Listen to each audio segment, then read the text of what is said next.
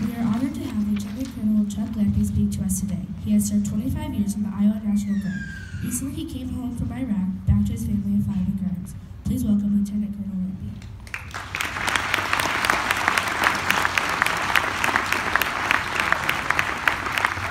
I'm not going to hold that applause until I'm done.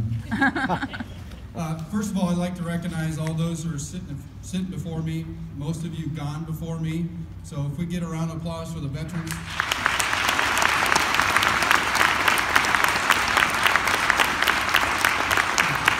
What a great program. You know, I think I was here 3 years ago. I was talking with Steve about this prior to coming. I think there's like 30 or 40 people here, around 100, 120 veterans, so it's grown significantly.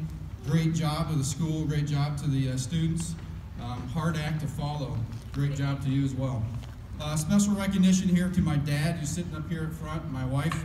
But my dad has taught me there's no substitute for hard work. Vietnam veteran, so Dad, thanks for being here.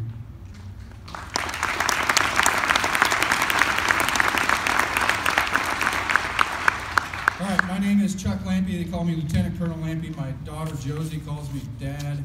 Chuck, I've answered to a lot of different things, sir.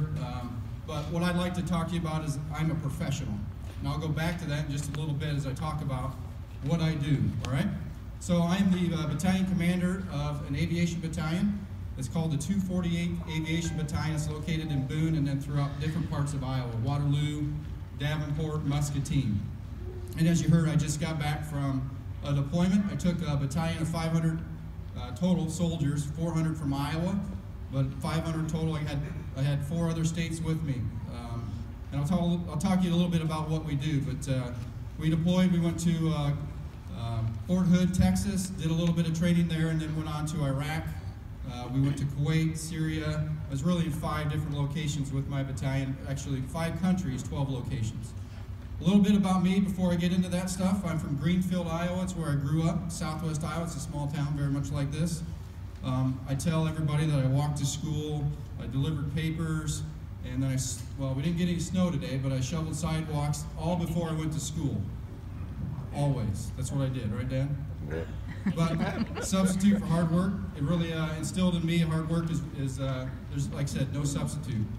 I went to Greenfield High School, graduated in 1992, before most of you were born out there in the crowd, not here, but in the back.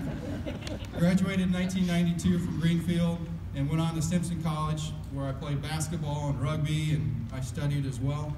But I realized at college that I had a calling to serve, and I also realized that college was really expensive.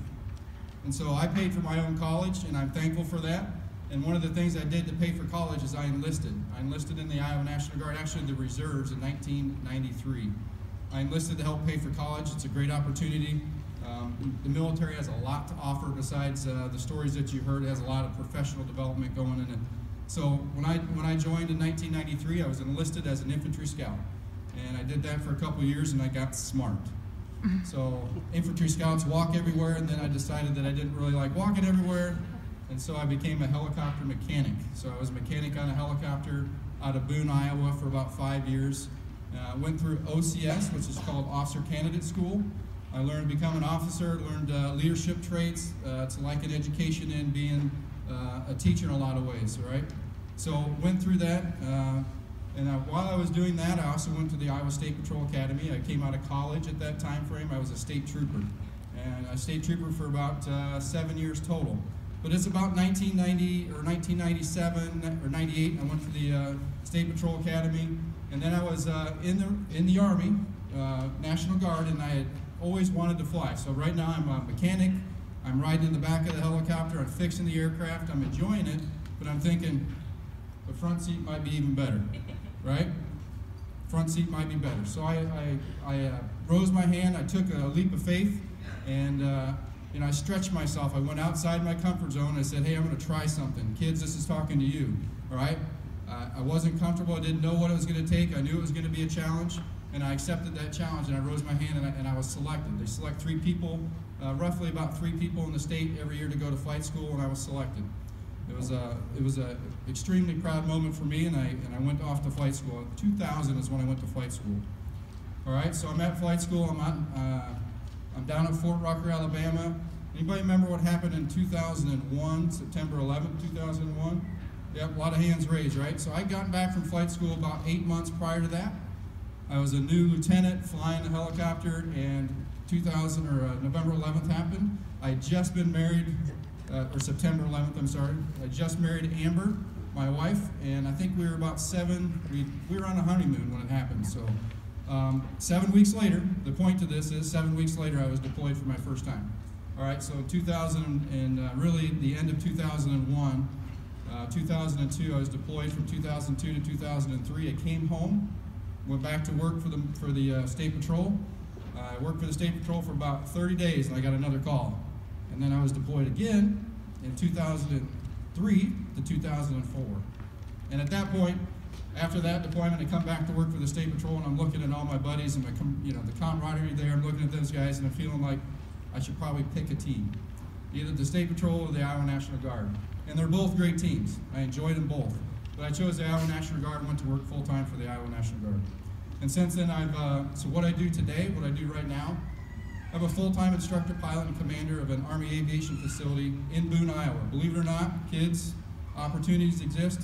But right up in Boone, Iowa, I command a aviation unit that trains and maintains aircraft. So we have 10 Blackhawks up in Boone.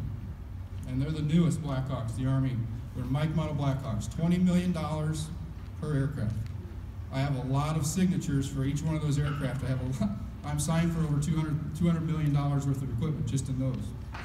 All right, so I work full time, and again, our job there at the facility is to train pilots and to train mechanics to fix those. And it's a really fun job. 3 things the military give me, just make it short and sweet. Responsibility. I know the kids heard about this a lot. You hear about this growing up, responsibility. The military really helps you become a responsible person. And I can look at all the veterans down there and remember basic training and all that stuff. Responsibility is a huge thing you can get out of this. It's one of the best things that I've acquired from the military. Second is leadership. Leadership, the military builds leaders. It's probably the most remarkable thing that the military does, and anybody can do it. They can teach a monkey to fly, they taught me to fly. All right, but the biggest thing I got out of the military is leadership. And then, of course, opportunities, and there's tons of opportunities in the military. The job skills are endless. So that kind of transitions me into my deployment.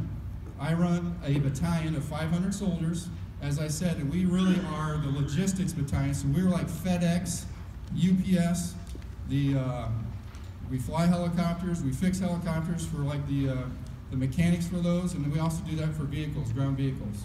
All right, so I had a really big organization and a really big footprint of things to do. I belong to a combat aviation brigade, and the brigade is about 3,000 soldiers. And we have about 120 aircraft in that brigade. So that's what my battalion did, is we fixed 120 aircraft. We fixed about 1,000 vehicles that were over there. And we transported all the parts and all the material all the material that it would take to fix it from the United States all the way to Kuwait and up into Iraq and Syria. So big job, I enjoyed it. Couple things, professional, I talked about that in the beginning. So this is for the students out there. I like to get people involved. So first of all, I'm gonna have a couple volunteers here in just a second. But what's it mean to be a professional? I said that at the beginning. What's professional? What's it mean? Shout it out, anybody. Can't hear you, shout louder. Somebody that's talented at what they do. I couldn't hear you full, right? Does that sound right? Somebody that's talented at what they do. Let me give you an example. When you go to the doctor, do you trust doctors? Why? Why? Because they're professionals, right? Why are they professionals? Do they have school? Did they go to school? All right, they went to school, so they have a lot of schooling to go to, right? Okay, so the military, I said I'm a professional. The military, I have schooling all the time. Continuing education, this is gonna break it to you, but you don't stop learning when you graduate high school or college. All right, so I continue to learn, I continue to go to school. All right, so professionals have schooling. What else do they have? Do they have standards? All right, so they have standards. That means that they have to follow certain procedures, right? Okay, so they have that. So does the military have standards? Absolutely, the military has standards. What else? What else makes a professional? They self-police, so they self-govern. The military has all that. And so I just want to tell you that the military is a professional organization. I'm very proud to be a part of that professional organization. Okay, couple volunteers. I think I asked for, I got a neighbor in the crowd somewhere. Tate McDermott, where you at? Tate, come on up here. So I brought my military gear with me, so I'll just kind of give you, my wife said it would be nice to talk a little bit about what a typical day was in Iraq for us. Tate, can you jump up here? I think there's one other one. I need one other volunteer. Vanessa? Bickford. Bickford, I think it was. Vanessa, where are you at? Josie picked you, Vanessa. Come on up. Tate, come on over here. While I'm talking about a typical day, I'm going to give Tate the opportunity to put on all my flight gear, which I would wear, and Vanessa, you're going to help him. And I'm not going to tell you how it goes. You just got to put it on, and we'll see how it comes out. All right, so can you drag all that stuff right up front, and we'll kind of chuckle, and you can just bring the helmet up. You're not going to hurt it. It's been worse. It's a lot worse than that. You drag that? Vanessa, can you drag that stuff up front? You don't. You can leave the bag. The bag's good.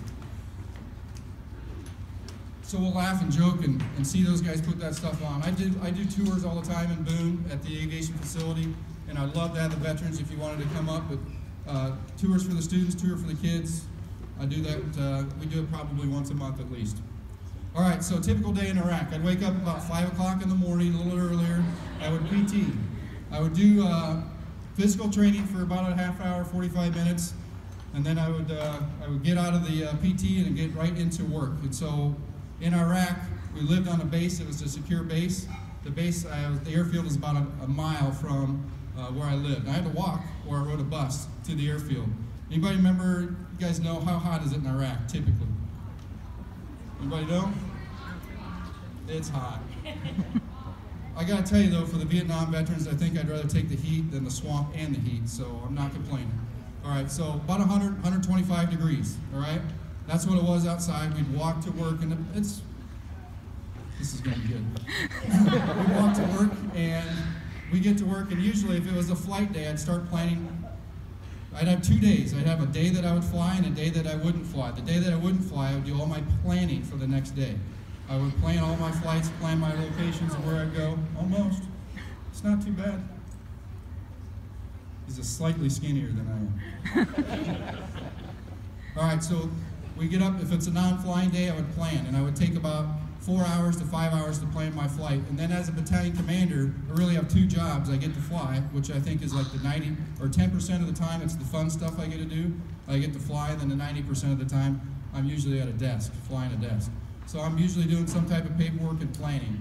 Again, 12 locations, 5 countries. We spent a lot of time traveling between countries. So a lot of times I'd ride in the back of the helicopter. Doing good, Tate's inside out, but you know, not bad. That's all right.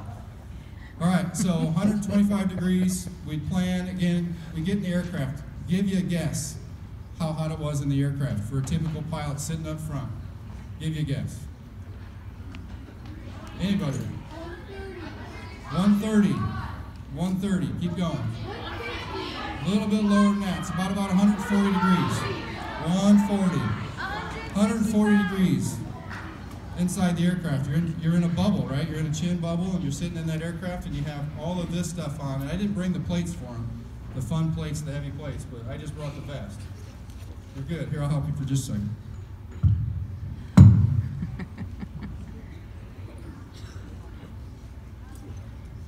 How did you do this? All right, we'll put the leg straps on. Suck it in.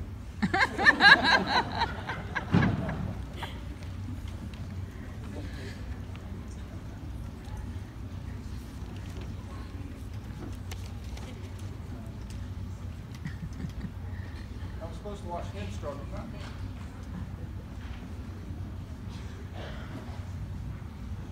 All right. We're going to forego the zippers and just do this. Okay. Put those on, and then you can put his helmet on. All right, it's fun. You get to see this stuff. I think it's more fun than listening to me talk. All right, so this is what we'd wear.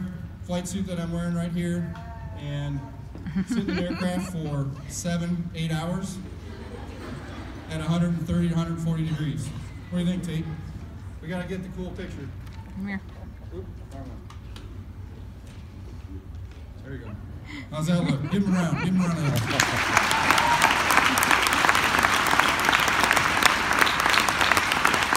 Nice. You can leave that on all day. You can take it off. Throw it back here. Appreciate it. Thank you, Vanessa, for helping. All right, so the story that you heard up front, the military is not all that. A lot of what we do has to do with building humans, building people up, making them part of a team. And I'd like to leave you with that. Being a professional, being part of a team, that's what the military is for me. It's a fantastic team. You grow up and you play sports and you're part of a team. It's one of those things that I felt I was missing when I came out of college, is being a part of a team. And so I'm a part of a really big team right now. I see some people on the crowd that don't want me to point them out, but we're all part of a big team. The Iowa National Guard's about 7,000 soldiers. We're getting ready to deploy another big organization. I got another soldier in front of me that's getting ready to go. So it's a never-ending battle for us, but it's one of those things that we enjoy. We enjoy being part of a team. The last thing I'd like to say is to the families. I heard you guys talk a little bit before and said, hey, this is it's about families too. And I'm really happy to recognize that my wife is here, my daughter. I have Ella, my oldest, and then Luke is in 5th grade. But it's part of their service as well, and I know a lot of families are sitting out here, and I want to thank you for your service, because I know going through, I couldn't do what Amber did. She put 48,000 miles on my car while I was gone, because she never says no and runs kids everywhere. So I know all the things that you do, Amber, while I was gone. I appreciate it. I love you. Thank you. And again, thank you for everybody for allowing me to speak. I hope we got a little enjoyment out of it. Thank you, Tate, and appreciate it.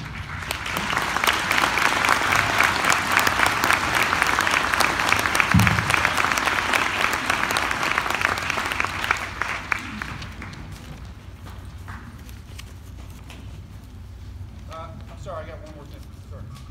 You want to play it? I did bring a video because it's better than listening to me speak. I'll play about 4 minutes of it. Operation Spartan Shield and Operation Inherent Resolve in Kuwait and Iraq